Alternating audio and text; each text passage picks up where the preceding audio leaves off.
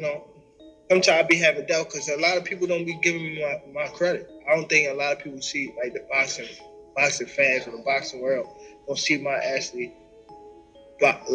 boxing skills. They think that I just come in there and look for knockouts, and that's not the case. I'm actually a sharp, smart fighter.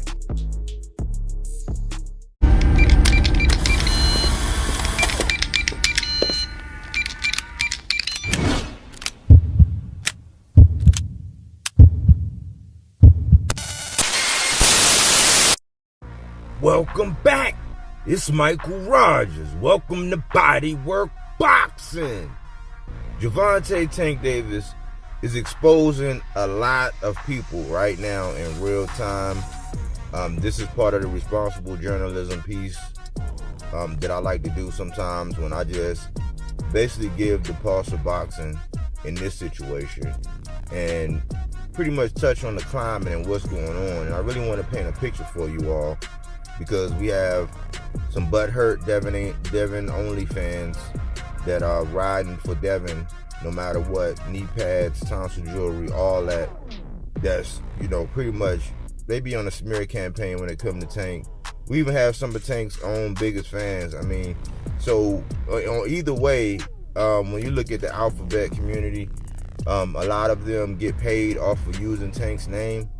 One of them in particular are actually coming out basically saying they're not buying the fight, and it's really exposing some people. Then we got some people that use Tank name, do videos every day about him, say his name or whatever, and they're really getting exposed. It's not really knowing what Tank's capable of, and really playing both sides in the fact that not trying to offend any Ryan Garcia fans, trying to acquiesce to the demands or tickle the fancies of the people that just want to see Tank lose, because he has graduated to the Mayweather effect, in which just as many people pay to see him lose that pay to see him win and support him. But just to remind everybody, right, I got favorite fighters that I rock with. I got my boxers to watch. Anybody in my boxers to watch collection, I give them credit as valuable fighters that bring a lot to the table, right? So if you in there, but I don't always give all glowing praises all the time about all of those boxers. But what I do is I remind myself that the first time I encountered these people are as boxers in the ring. So I look at boxing from inside the ring out. So I start off with what they do inside the ring, and if the conversation drives me to talk about some things going outside the ring, then I'll do it. But I handle things in the manner in which I consider everything. Who you fighting for, what label you on, your resume, your skill set, common opponents. Yes, I do a lot of triangle theories because everything else in life we use it, and that's applicable to boxing as well. So if it's good for your life or work or when you're testing and your science, then it can be good and useful information when you're judging these fighters. But what I do is I found myself, like, I'll give you an example. When Jamal Charlo was fighting on Juneteenth, right? The alphabet community came out vocally and they basically boycotted him. When Chris Colbert, before he lost, when Chris Colbert came out and he didn't have all these glowing praises about Deontay Wilder and basically said skills pay the bills when it came to him and Fury, they boycotted him. When Shakur Stevenson came out and donned his Puerto Rican flag, they were trying to boycott him, right? In all of those instances, I was online basically standing at the top of the mountaintop saying this is not right. See, this is the difference between people, like one community and another community. That's why they say that the Hispanic fan base, they prefer the Hispanic fan base, and why the people in boxing business typically drives boxing towards the Hispanic fan base. It's fail safe. They're going to support regardless. However, I notice mainly with the alphabet community, they always tend to, in the biggest moments for some people in our culture, they always find a way to try to boycott some of our greats. You know, they always trying to find a reason. Like right now in the push is to not buy the Tank Davis Ryan Garcia fight because it's not worth anything and it's just a money grab and all these other things. But when you listen to somebody like 78, when he said what he said, what's up, champ? What's up? Yes, indeed. And he also said that he'll be back this year. I asked him. I said, last time we talked, you told CC you coming back. I said, you still feel the same way, whatever. And he said, yeah. He said, yeah, I'm coming back for sure. He said he'll be back by the end of the year. That's right.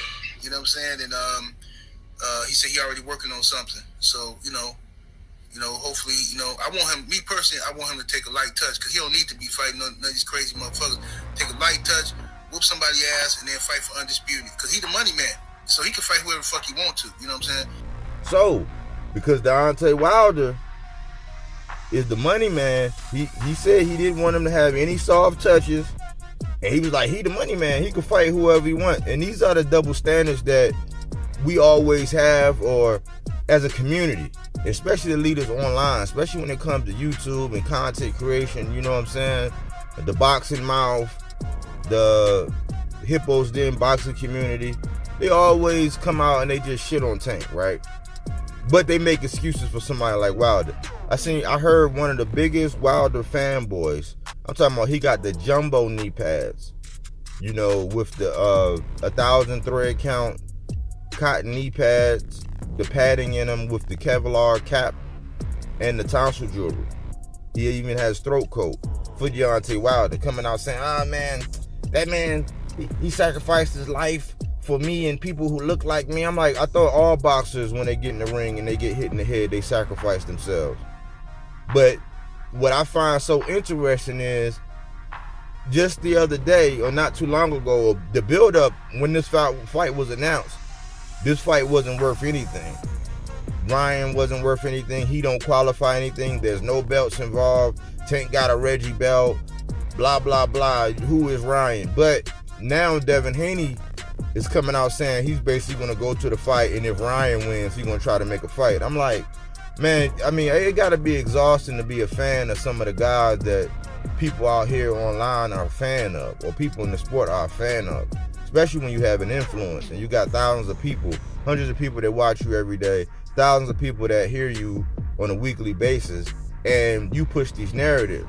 And it's really a separation, and it's really one of them things to where when you decide it's okay, or when you decide you're ready, that you can proceed to support or do something that was not right before.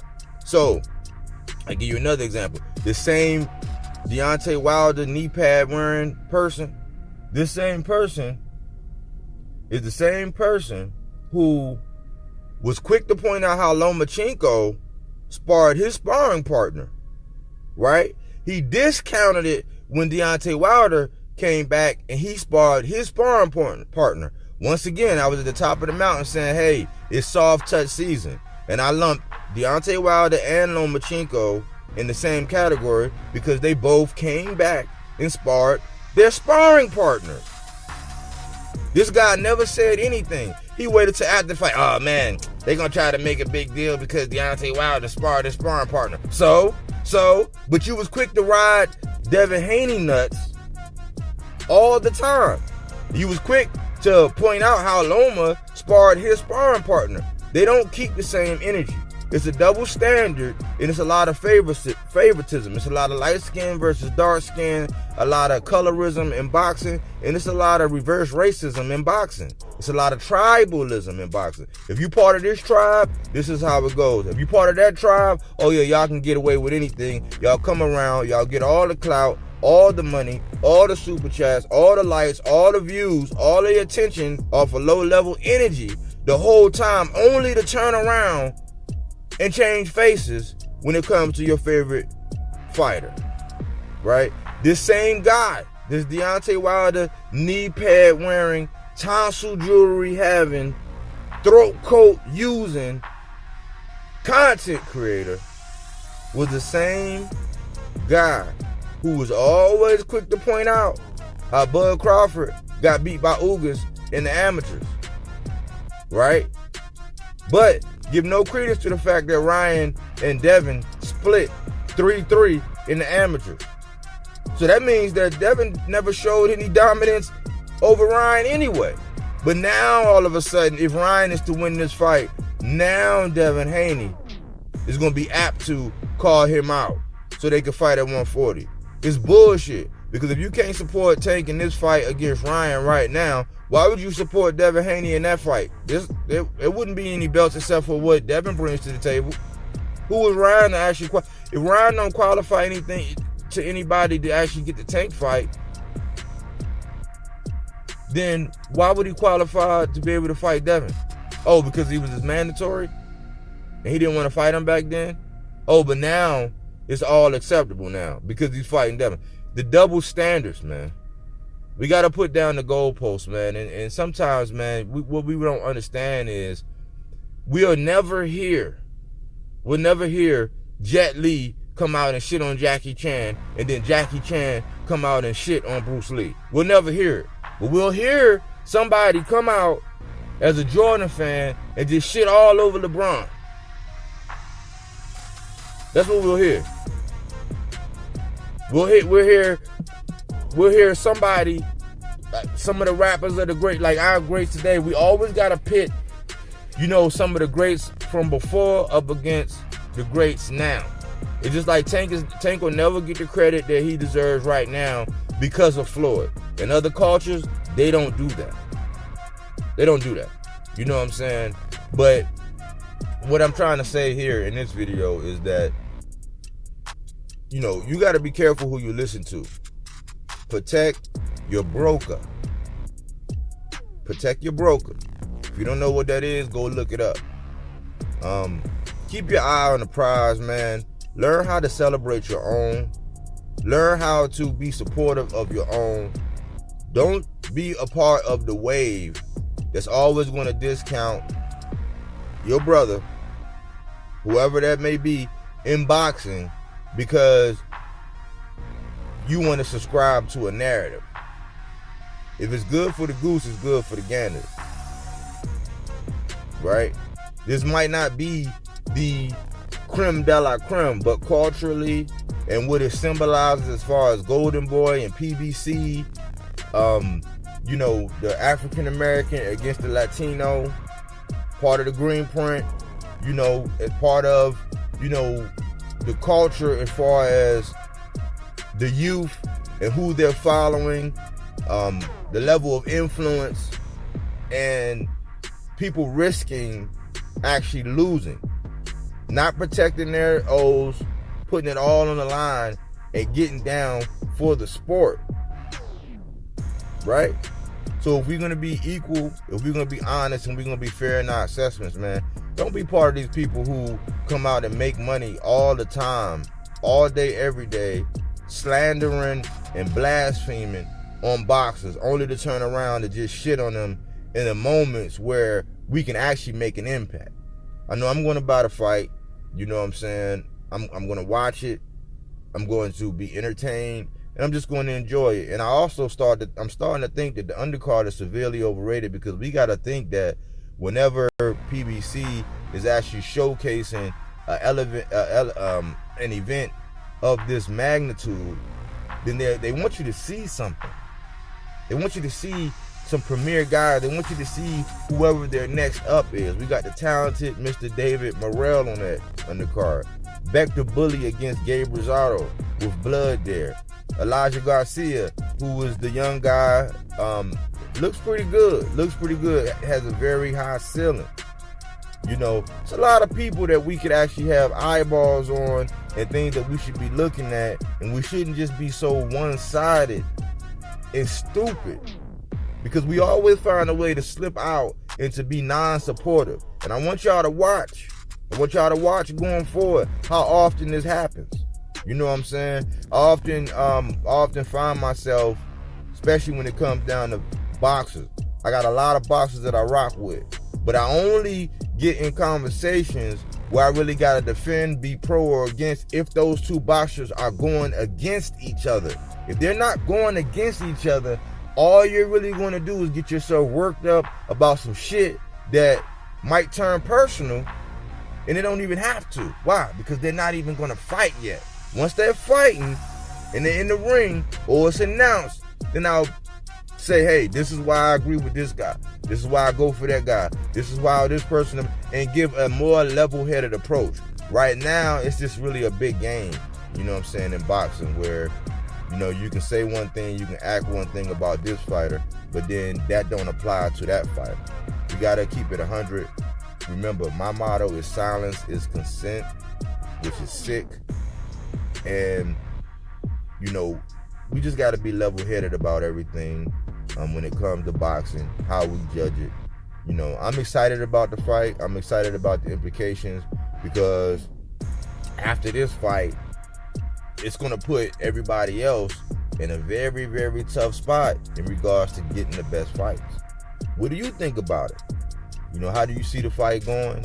Do you see any of these double standards? Have you heard any of these double standards? Because I can make it real plain for you. I got so many examples about how we move goalposts. But I love to hear your thoughts in your comments. Thanks for everybody watching. Thanks for everybody who tune in and chime in and share the video or like the video or just show their support for me in general, man. I really do appreciate it here at BodyWorkBoxing. But we don't take things for face value. We do that body work.